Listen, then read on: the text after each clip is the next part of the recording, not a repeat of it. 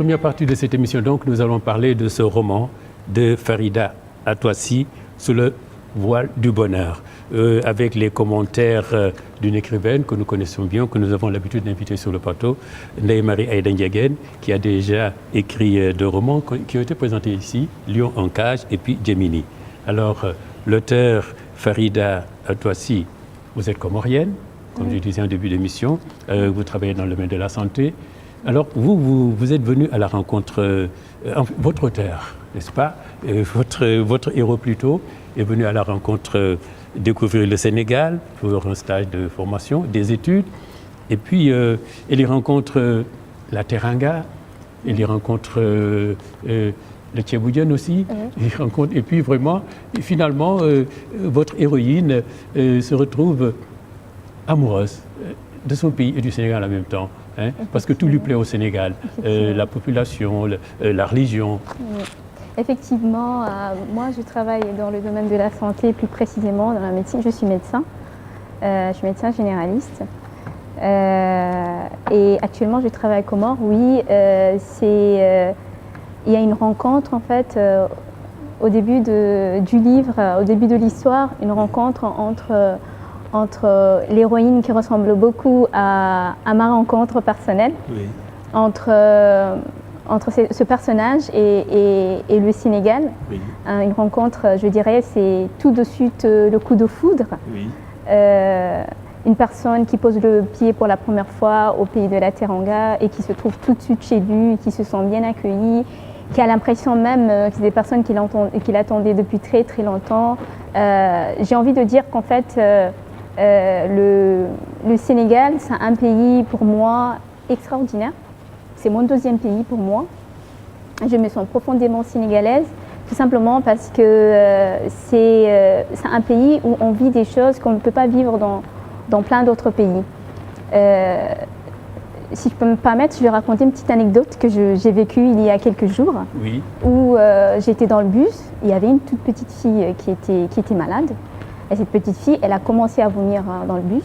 Il y a eu spontanément 2 messieurs qui sont levés pour aller chercher du sable, pour venir couvrir ses vomissements. Et d'autres, toutes les personnes qui étaient autour, c'était comme si c'était leurs membres de la famille. Tout le monde était en train de donner des conseils. Oui, il faut l'emmener à l'hôpital, il faut faire ceci, donner-lui un bonbon. Chacun était en train de chercher une solution, comme s'il s'agissait de son propre enfant. Oui. Et je disais à la personne assise à côté de moi, qui n'était pas sénégalaise, je lui disais, vous savez, c'est pour ça que j'aime ce pays. Oui. C'est un pays où tout est vivant, où vous n'êtes jamais seul, où vous rencontrez le sourire à chaque coin de rue, où vous n'avez pas besoin de crier pour avoir l'épaule de l'autre. Oui. À vous entendre parler, on voit que votre histoire se confond avec celle de l'Orient que vous racontez. Alors tout de suite, quand elle vient, c'est le coup de foudre. Parce que, alors, dès le début, elle est passée par la France, mais ensuite, quand elle vient au Sénégal, elle dit quelques 10 heures passées en France m'ont donné raison, ma peau est trop sombre, hein, mon corps trop couvert pour vivre ma vie de noir, ma vie de musulmane, ma vie de femme, dans une blancheur aussi éclatante. Et vous dites, j'ai donc choisi le Sénégal, j'aime le Sénégal. Une déclaration d'amour qu'on venait d'en faire, n'est-ce pas? Vous dites, je respire la fraîcheur de la Teranga dès que je foule le sol des tirailleurs, contrairement à Paris. Ici, tout semble me dire bienvenue. Hein? Effectivement, en fait, ça, c'est pour moi aussi quelque chose de très important. Je vois, par exemple, il n'y a pas qu'au Sénégal, mais dans plein de pays, dans mon pays natal, parce que j'espère que les Sénégalais vont me le permettre. Je me considère sénégalaise aussi. Donc, mon pays natal, les Comores et plein d'autres pays d'Afrique, les gens, ils se pressent pour aller en Occident, croyant que le bonheur ne se trouve qu'en Occident. Oui. Je ne dis pas qu'il n'y a pas le bonheur là-bas, mais il y a aussi le bonheur chez nous. Et nous avons énormément de bonheur, de valeurs humaines, en fait, qu'on ne peut pas trouver ailleurs. Et je crois que c'est quelque chose qu'il faut juste savoir apprécier et être conscient qu'en fait, que nous avons une chance extraordinaire de pouvoir avoir un prochain qui nous sourit tous les jours. Oui. Évidemment, Ndeye Marie Aïda Ndiéguène, il y a des choses qui lui ont fait aimer ce pays. D'abord, le voile, n'est-ce pas? La religion musulmane. Hein, vous êtes tout de suite senti vraiment en osmose avec cette population dont la majorité est musulmane, n'est-ce pas? Ça lui a plu. Et puis cet accueil, la Teranga, et puis elle est tombée amoureuse folle du Thieboudienne aussi. Elle dit qu'est-ce qu'elle préparait. Hein? C'est vrai qu'elle évoque beaucoup le Thieboudienne dans ce récit. Mais je pense que son choix se porte sur ce pays parce qu'il y a une réelle identification à une réalité qui est proche de chez elle. C'est-à-dire que quand elle vient au Sénégal, elle a ce sentiment d'être tout de suite intégrée déjà par la couleur de sa peau, mais cela est secondaire, mais par l'acceptation de sa différence, de son voile, de sa spécificité et ce non-jugement qui est présent et qui fait qu'elle se sent tout de suite très à l'aise dans cet environnement-là et qui s'identifie très vite. Et puis on voit derrière que elle est très portée vers, cette héroïne est très portée vers le goût, vers voilà, la découverte des plaisirs. La nourriture, bien sûr, elle parle beaucoup des senteurs de son pays, mais elle parle beaucoup de cette diversité culinaire au Sénégal qui lui font apprécier ce pays. Mais comme elle l'a si bien dit, il y a aussi cette valeur de famille, cette valeur de communion qui fait que le plat de Thiéboudione n'est jamais mangé seul, il est toujours partagé par toute une famille et on sent beaucoup que cette osmose, cet environnement familial plaît beaucoup à l'héroïne de ce récit. Et puis oui, elle est accueillie par une famille, elle a retrouvé une véritable famille. Hein?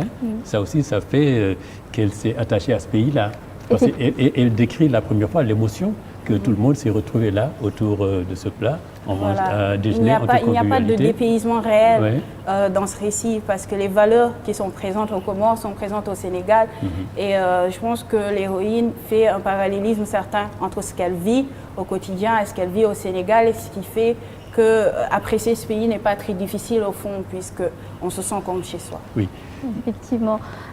Par rapport à l'accueil, c'est quelque chose d'extraordinaire parce que lorsque vous venez de quitter l'aéroport et que vous avez devant vous un père, une sœur, et déjà c'est quelque chose d'énorme.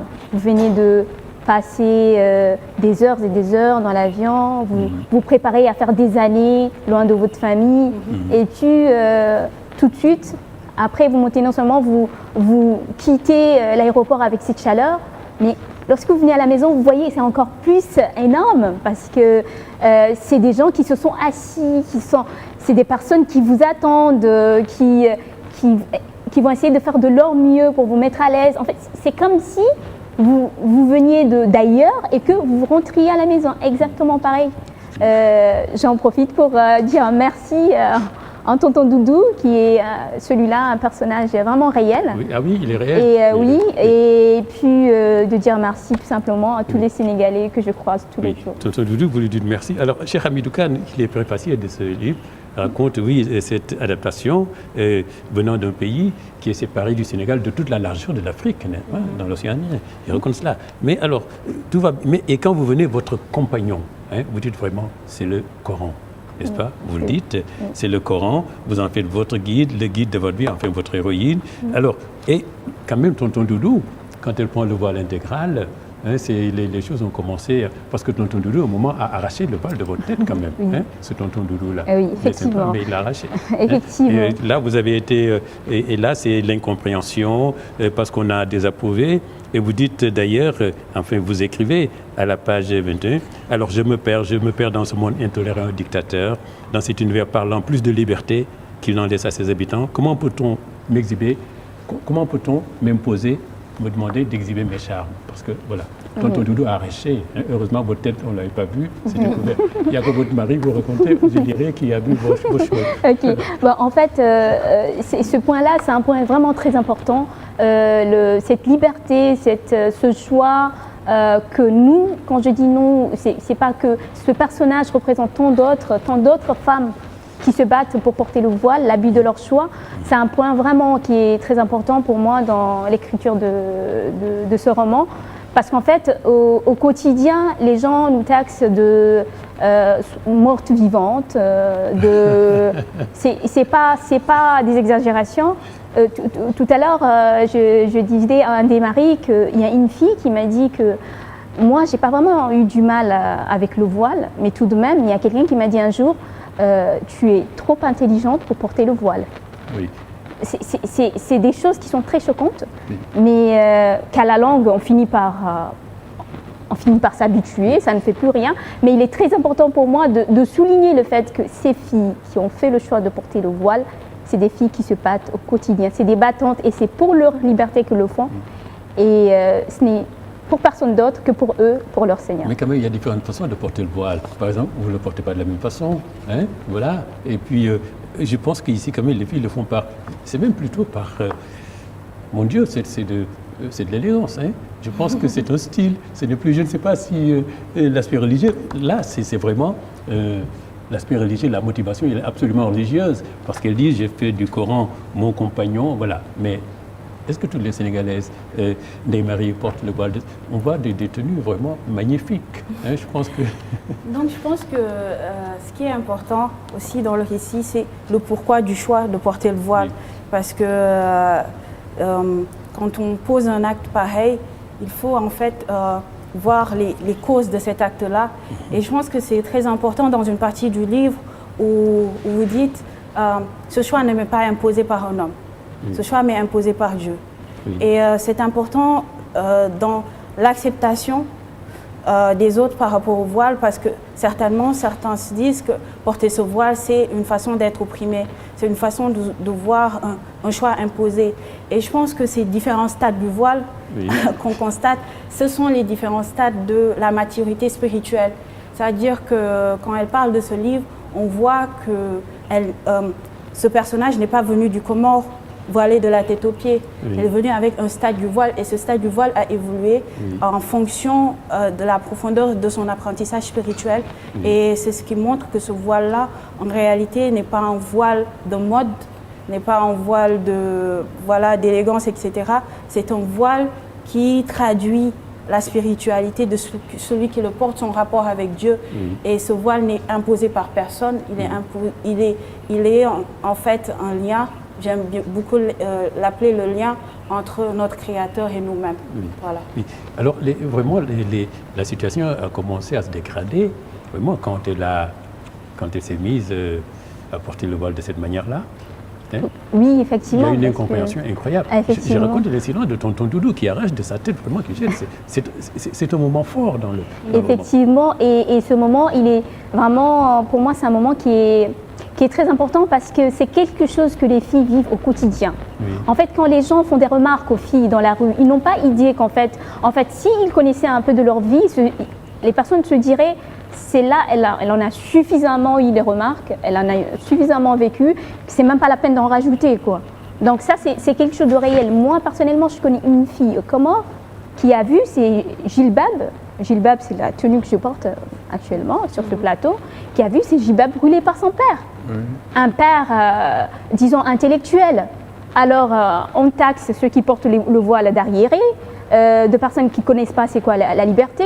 En même temps, on voit que ceux qui pensent qu'ils représentent la liberté, avec une intolérance, mais inimaginée. Comment est-ce qu'un père qui se croit être un père intellectuel peut brûler les habits de sa fille, une fille qui est indépendante, c'est une fille qui travaille déjà, qui avait un master, qui était déjà indépendante. Comment est-ce qu'un père peut... Est-ce qu'il y a beaucoup de cas de réticence au port du voile, comme ça? Oui, effectivement. Il y a beaucoup de cas et je peux dire que dans mon cas, mon père biologique n'est pas d'accord avec mon choix. Oui. Mais j'aime toujours insister sur le fait que c'est un père qui donne toujours le choix à ses enfants. C'est pas parce qu'il n'est pas d'accord qu'il va faire comme l'autre et brûler mes habits, mais il me donne quand même le choix. Nous faisons souvent des débats, lui et moi, on n'est pas toujours d'accord, mais on fait le débat. Vous trouvez des compromis. Effectivement. Vous le montrez comme quelqu'un. Alors, donc, mais ce qu'on voit, ce qu'on retient quand on lit ce livre, c'est vraiment ce qu'elle a énoncé dès le début, son guide, son compagnon, c'est Dieu, c'est le Coran. Alors, et même le mariage, hein, le mariage, quand même là, elle a placé la barre très haute parce qu'elle rêve de mari comme entre le neveu du prophète et sa fille, oui. Hein, et même dit même pourquoi pas du mariage du prophète et Khadija. Effectivement. Hein, mais cet homme, difficile de le trouver, un homme comme ça. Je crois que je l'ai trouvé. Oui, en fait. Je crois que je l'ai trouvé. En fait, ça aussi, c'est un aspect où je montre en fait que nos choix, les choix que nous faisons, nous, les filles qui avons fait le choix de suivre le chemin du voile, c'est un choix que nous faisons par rapport à notre Seigneur et rien d'autre. Et en fait, c'est pas quelque chose de difficile, c'est tout le contraire, parce qu'en fait, dans la vie, nous devons souvent prendre des décisions qui ne sont pas toujours faciles. Et en fait, la foi, elle vient comme une lanterne qui nous permet de faire très facilement le choix, qui nous permet de voir très facilement le bon chemin.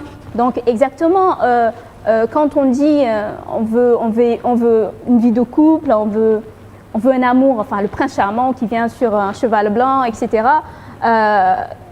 C'est bien beau de l'imaginer, mais est-ce que les réelles choses qui font qu'on va avoir vraiment ce prince charmant, c'est quoi? Et moi, c'est ce que je montre dans ce livre, qu'en fait, ce sont les bases de la religion qui font qu'on va pouvoir avoir un compagnon, en fait, qui se dit que tout ce que je vais faire à mon conjoint ou à ma conjointe, c'est quelque chose qui sera inscrit dans mon livre et j'aurai des comptes à rendre. Ce qui fait que soit il fait les choses par amour, parce que c'est un gars qui est vraiment amoureux et qui veut tout faire pour faire plaisir à sa compagne, soit il le fait par peur de la punition divine. Alors dans un cas ou dans l'autre, vous ne serez jamais perdante. Et dans vraiment la prière, on voit que c'est une personne qui est très attachée à la prière, parce que quand même pour trouver cet être exceptionnel, n'est-ce pas? Il dit, je suis persuadé qu'il y a quelque part sur terre un Ali, pour qui je serai la Fatima, un Mohamed pour qui je serai la Khadija, est-il noir, blanc ou jaune, peu importe. Je remets mon destin entre les mains de mon Créateur. Et il a prié, Dieu l'a entendu, et puis il a trouvé ce mari. Révélation. Oui. L'homme parfait, homme du ciel, oui. Avec les bonnes valeurs. Et je pense que ce choix-là est dicté par cette foi, par ce cheminement spirituel qui lui permet de choisir la personne qui est en conformité avec ce que sa foi lui exige. Et c'est un récit qui est tellement beau dans l'écriture, qui émeut tout le monde, parce que moi, la partie qui m'a le plus plu, c'est la découverte de ses cheveux qui m'a fait beaucoup rire, qui fait rêver. Oui. Parce qu'en fait, dans le choix de ce voile, parfois on a certaines personnes qui veulent inhiber notre condition de femme. Et on montre avec ce voile, on reste femme et femme au quotidien. Et on voit à travers cette écriture, malgré ce lien très fort entre Dieu et l'héroïne, il y a en réalité une dimension tout à fait humaine et qui la rend accessible. Parce qu'au début du roman, on se dit, va-t-on assister tout au long du livre à un prêche pour nous ramener vers le droit chemin? On se rend compte qu'on est face à une aventure tout à fait humaine, face à un être humain qui est confronté à la réalité de la société, qui a des rêves, qui aspire à rencontrer quelqu'un qui complétera son existence. Mais vous le dites vraiment, le point fort de ce livre, c'est vraiment le lien entre l'héroïne et Dieu. C'est vraiment ça. Alors c'est vrai, alors quand elle voulait son mari, elle disait à une amie étudiante, mais plutôt que d'avoir son mari, c'est son petit ami halal, n'est-ce pas? Il dit ça. Et ça, c'est marrant. Alors, mais ce qui est plein d'émotions aussi, vous le dites, quand son mari revient de voyage et découvre pour la première fois mes cheveux. Alors, avec un regard d'explorateur, il pose ses mains sur ma tête fraîchement tressée pour l'occasion et retire d'un élastique une des nattes pour en mesurer la longueur. Alors, il la retire avec délicatesse vers le plafond, son pouce et son index fermement tenant le bout comme ça. Alors, il a certainement imaginé ma tête plus d'une fois. Il découvre, parce qu'évidemment, la relation a été chaste, la relation a été... En fait, c'est quelque chose aussi que les autres ne peuvent pas comprendre, en fait. Cette chasteté, en fait, lorsqu'on dit que, voilà, je me voile... je me préserve jusqu'au mariage, même s'il y a un fiancé qui est là, mais il y a... Cette relation, elle est presque pareille que la relation que je peux avoir avec n'importe quel homme de la Terre. C'est pas parce que c'est un fiancé qui peut se permettre quoi que ce soit avant le mariage. Parfois, on a des gens qui nous ridiculisent parce qu'ils pensent que c'est complètement ridicule. Comment... Oui, vous pouvez raconter votre vie, mais... Dieu seul sait ce qui s'est passé réellement. Donc, c'est pas que cette héroïne-là c'est des choses qui sont réelles, qui se passent tous les jours, des femmes qui ont fait le choix de garder leur chasteté par crainte pour Dieu, pas parce qu'ils n'ont pas eu l'occasion, ils ont eu peur d'un parent ou de qui que ce soit, par crainte pour Dieu et parce qu'elles sont conscientes aussi que si elles font ça pour Dieu, c'est aussi pour leurs propres intérêts. Alors, vous nous racontez aussi le grand mariage aux Comores. C'est absolument important, le grand mariage aux Comores. Le choix, vous écrivez, mais durement, pourquoi choisir un imbécile à la place d'un homme de valeur? Parce qu'il est tout simplement l'aîné de famille, n'est-ce pas? C'est des choix, c'est des mariages, en fait, qui se font sans amour. On prend seulement en considération le sens de l'honneur. Hein? Pratiquement. Oui.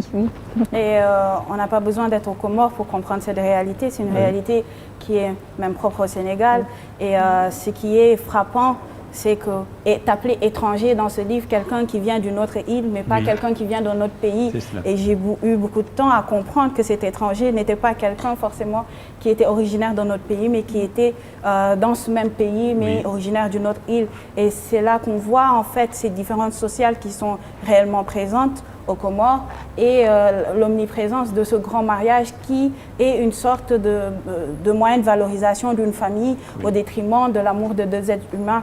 Et l'héroïne, tout au long de cette deuxième partie du livre, va se battre au quotidien pour refuser ce grand mariage qu'elle trouve inutile, qu'elle trouve source de gaspillage, comme il est au Sénégal.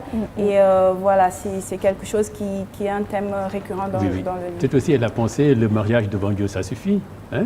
En fait, on n'a pas besoin de le valider par ces festivités pour lesquelles on s'endette, pour l'honneur. Effectivement, on a le droit de faire une fête après le mariage. La religion musulmane le permet, mais on le fait dans les limites de nos capacités. Et revenons au terme étranger. En fait, c'est une sorte de jeu de mots parce qu'en fait, lorsque vous êtes aux Comores, on parle d'étranger, une personne qui n'est pas même du village, qui n'est pas du village. C'est pas du tout en fonction de l'île. C'est à partir du village. Et en fait, quand on le dit en comorien, on ne sent pas qu'on est en train de dire étranger. En comorien, on dit Ndjeni, celui qui n'est pas du même village. Donc, mais quand vous traduisez mot à mot le terme Ndjeni, ça devient étranger en français. Et j'ai fait exprès, en fait, de ne pas dire, parce qu'un Comorien qui parlerait, qui traduit en français, il va tout simplement vous dire quelqu'un qui ne vient pas du village.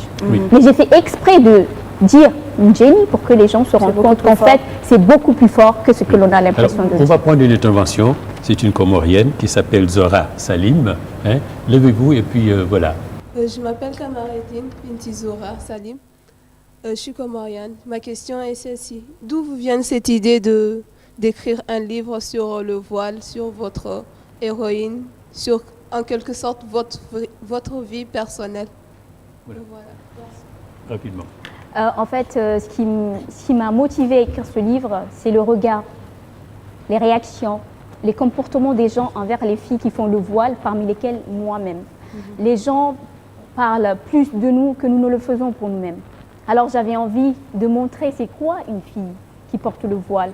C'est quoi ce choix? Pourquoi une fille décide soudainement de faire le voile? Est-ce que c'est l'autre? Non, ce n'est pas l'autre. C'est tout simplement notre choix et nous avons des têtes bien remplies. Et couvrir nos têtes n'enlève en rien l'intelligence que nous possédons. Voilà. Oui, vous avez une tête bien remplie, bien faite. Vous êtes docteur, hein, donc vraiment médecin. Alors, avant de prendre l'autre intervention, quand même, ce qu'elle nous apprend, les maris de la société comorienne, le gendre est roi. Le gendre, mon Dieu, a un statut de chef de famille. Surtout, il devient le chef de sa belle famille. Effectivement. Hein? Effectivement, aux Comores, c'est l'homme qui se déplace pour aller chez la femme. Habiter chez la femme, oui. Donc ici, on dit que la femme n'a pas de domicile fixe. Je crois que si on rapportait ça aux Comores, on dirait que c'est l'homme qui n'a pas de domicile fixe. Oui. Donc on se marie, on laisse son domicile pour aller chez sa belle famille. Mais ce qui se passe, c'est que l'homme construit normalement au moins une fois dans sa vie une maison, mais cette maison, normalement, elle n'est jamais à elle. Alors, si vous partez chez la belle famille, vous avez aussi des responsabilités. D'abord, vous devenez le chef de toute une famille. On ne fait rien sans votre mot. C'est vous qui décidez tout. Vous devenez le chef. Oui, vous devenez le chef. Mais en fait, vous n'avez pas que des droits. Ça aussi, c'est très important, il faut le dire. Vous devenez le chef de cette famille-là. C'est un peu comme le président pour son pays. Oui. Le président, c'est quelqu'un que nous respectons tous, qui a une statue au-dessus de tout le monde, mais qui a des obligations aussi. Oui. Exactement. Alors, ce chef-là a l'obligation de chérir sa famille autant que possible et parfois, même souvent, de subvenir aux besoins de cette famille-là authentiques. Oui. Alors, autre chose, en cas de divorce, c'est l'homme qui se tire, enfin, c'est l'homme qui part. Je pense que ici, on dit la femme de partie, mais au Comores, c'est l'homme qui prend sa valise, qui part. Il y a de quoi se déplacer au Comores. Il y a de quoi se déplacer au Comores parce que, à la lecture de ce livre, on est très heureuse quand on voit qu'au Comores, le Comores les Comores ont dépassé beaucoup de pays africains sur ce point, sur le droit des femmes, et que l'héritage est chasse gardée des femmes, que c'est l'homme qui se déplace, bien qu'il ait un droit sur la famille, il a énormément de devoirs, et c'est très très bien décrit dans le livre. On voit qu'en cas de divorce, la femme est propriétaire de la maison. D'ailleurs, le père construit la maison pour sa fille et non pour ses fils. Et que quand il y a divorce, c'est l'homme qui prend ses bagages et qui part. Et à la lecture de cela, je pense que beaucoup de fils disent mon Dieu, il faut que j'aille au Comores. Oui. Mais autre chose, il dit qu'on préfère la naissance d'une fille à celle d'un garçon, parce qu'on dit le garçon, mais enfin le garçon il ne pensera qu'à sa femme, alors que la fille... Donc on voit très bien qu'il y a une réelle valorisation de la femme et que la femme est prise comme un réel bijou et un apport positif dans une famille. C'est extraordinaire. On prend la dernière intervention. En fait, je voudrais remercier l'écrivain Farida Antoissi qu'elle ait le courage d'écrire en tant que médecin. Oui. Par la suite, je voudrais en tout cas la renchérir sur le fait qu'elle ait eu le courage de dire que le Sénégal, il y a de l'hospitalité. Là, je vois que là, au Sénégal, la famille ne concerne pas simplement papa, maman et les frères. Il y a aussi les amis de papa, les amis de maman et l'entourage de la famille. Ce qui fait que le Sénégalais a une autre vision, en tout cas, de l'étranger, qui ne pousse pas l'étranger. Quand il voit l'étranger, il l'accueille comme étant un membre de la famille. Oui. Voyez. Alors, là, pour le voile qu'elle a parlé, le voile, je pense que en tout cas, ce que j'ai de la religion, le voile protège en fait la femme. Parce que la religion a recommandé aux femmes de se voiler. Là, ça peut les protéger contre les convoitises. Voilà, maintenant, mais ce qui me pose problème, c'est qu'un médecin qui se voile, est-ce que, selon le docteur Farida, est-ce que ceci ne peut pas avoir un impact pour ses relations avec les médecins, étant donné que tous les patients ne sont pas musulmans et qui ont une autre conception de l'islam? Bon, brièvement. Très brièvement, votre question, merci pour vos encouragements. Votre question, non, je ne pense pas. Je ne pense pas. Pourquoi? Je m'attendais à ce que vous me demandiez est-ce qu'il n'y a pas un impact par rapport à la santé, par rapport à la propreté à l'hôpital. Je m'attendais à ce que vous me posiez cette question-là. Une question qu'on m'a souvent posée quand j'étais étudiante, auquel je disais allez-y faire le calcul de nombre de fois où vous êtes malade pendant l'année. On va confondre avec le nombre de fois où je suis malade. On verra c'est qui est le plus malade pour prouver si effectivement je ramène des microbes chez moi ou pas. Non, mais cette question, c'est que non, je ne vois pas. Justement, je suis en train de montrer qu'au Sénégal, je suis très contente, je me sens chez moi tout simplement parce que je n'ai pas l'impression d'être une autre personne. Ce patient-là que j'examine, je n'ai pas besoin de savoir qu'il est chrétien, qu'il est musulman. C'est un patient pour moi, je l'examine et je fais de mon mieux. Pourquoi est-ce que moi, je ne suis pas gênée par le fait qu'il ne soit pas de la même religion que moi et que lui, il doit être gêné par ma tenue? Je crois qu'il doit être beaucoup plus intéressé parce qu'il se trouve dans ma tête, être bien certain que je suis un médecin qui a les capacités de lui donner le traitement qu'il faut plutôt que ma tenue qui n'a rien à voir avec la suite de son traitement. Oui, alors, et puis vous racontez, là on arrive à la fin vraiment, elle nous fait découvrir aussi vraiment les Comores, pas seulement dans la société, mais la nature comorienne aussi. Hein. Et je me rappelle, l'héroïne, à un moment, elle vient avec ses 2 enfants parce qu'elle est allée au Comores. Vous faites des va-et-vient, des rhumes vous-même entre le Comore et le Sénégal. Alors, elle est affectée à l'intérieur des Comores, même pas d'électricité. Elle vient, mais vous n'avez même pas d'électricité. Et n'est-ce pas, vous allez rentrer à Dakar. Elle dit, ah non, je ne vais pas rentrer à Dakar. Et je pense que je vais rester avec mes fruits. Hein? Et vous décrivez vraiment le jardin, là, les fruits à la page, je ne sais plus, à la page 51, le jardin, vous ramassez des fruits, et puis les 2 enfants sont là, aux côtés de votre mère. Et puis, oui, voilà, mes yeux passent du manguier au jacquier, du litchi au fruit de la passion, des avocatiers aux orangers, des jacquiers aux bananiers. Il y a toutes sortes de fruits. Oui. Effectivement, ça fait partie... Mais là, c'est une boutade quand vous dites « je reste avec mes fruits ». Non, en fait, c'est juste pour montrer qu'en fait, comme je l'ai dit tantôt au début, nous avons tellement de bonheur, tellement de bonnes choses chez nous qu'on n'en a pas la conscience, en fait. Oui. Actuellement, je dois dire à tout le monde qu'au Comores, il y a l'électricité 24 heures sur 24. Avec quand même. Alhamdulillah, avec le nouveau président. Mais même sombrer dans le noir, en fait, le bonheur n'a pas d'odeur, n'a pas de visage. Le bonheur n'a rien à voir avec le monde matériel. C'est un sentiment profond que nous avons. J'ai l'habitude de dire, en fait, nous voulons avoir des voitures pour être heureux, nous voulons avoir de l'argent pour être heureux, nous voulons avoir tellement de choses pour être heureux, mais au finish, nous nous concentrons tellement sur ce que nous voulons avoir, sur le chemin, que nous oublions la destination. Alors, je dis, si j'ai besoin de 500 francs pour partir à Sandaga, pour prendre le taxi et aller à Sandaga, et que M. Khan a la gentillesse de me ramener gratuitement, je n'ai plus besoin des 500 francs. Alors, je veux dire par là, si je peux avoir mon bonheur sans avoir tout ce matériel-là, je ne suis pas obligée de quitter chez moi pour aller où que ce soit. Je préfère rester avec mon Sénégal et puis les Comores aussi. Merci d'être venu nous parler donc de ce livre, Sous le voile du bonheur, vraiment, hein, le bonheur sous le voile, le bonheur d'être au Sénégal, d'être comorienne, d'être au Comore en même temps, d'être voilée, n'est-ce pas? Oui. D'avoir Dieu comme compagnon, c'est ça votre bonheur, n'est-ce pas? Hein? Je voudrais ajouter quelque chose. En fait, dans l'écriture de ce roman, on peut très vite en fait, juger que c'est un roman simplement sur le voile, mais non, en fait, c'est une aventure qui montre la force d'une femme, d'ailleurs, qui a un parcours scientifique, qui est médecin, qui a une relation pure avec son créateur, qui a une famille et qui est entre 2 pays, qui savoure vraiment la diversité de ces 2 pays. Et c'est plus que sous le voile du bonheur, c'est vraiment une aventure humaine à part entière et avec une écriture qui est vraiment sans fioriture, une écriture qui est directe, qui vous touche en plein cœur, et c'est un roman que j'ai beaucoup apprécié. Et puis une réussite professionnelle, voilà, d'étudiante et des médecins. Voilà. Merci donc Le voile du bonheur de Farida Atoissi, commenté donc par Ndeye-Marie Aïda Diaguène, qui est écrivaine. Voilà, nous passons à la deuxième partie de cette émission.